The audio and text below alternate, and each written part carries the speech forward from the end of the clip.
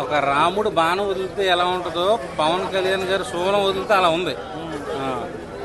ఒక 1000 కోట్లు 2000 కోట్లు పైన కలెక్ట్ చేయబోతుంది ఈ సినిమా. డే 1 కలెక్షన్ 200 కోట్లతో మొదలవుద్ది. హరిహర వీరమల్లి పార్కింగ్ కలెక్షన్ 100 కోట్లు వచ్చింది.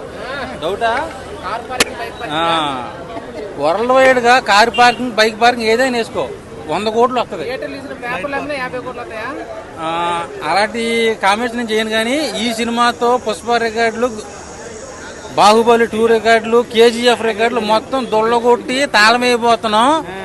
ఈ సినిమాతో పెద్ద బ్లాక్ బస్టర్ కొట్టాడు Kalyan Babu. Cult mass cinema చూపించాడు. ఓజీని కూడా మర్చిపోయేలా చేసింది హరిహర వీరమల్లు.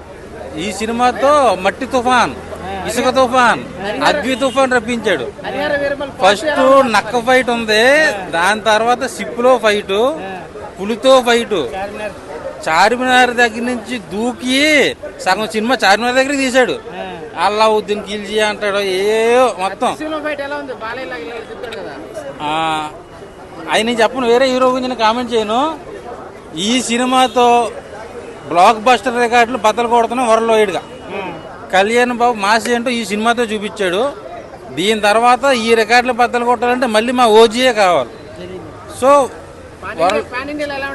వరల్డ్ వైడ్ గా ఈ సినిమా 2000 కోట్ల పైన కలెక్ట్ అయిపోతుంది. సో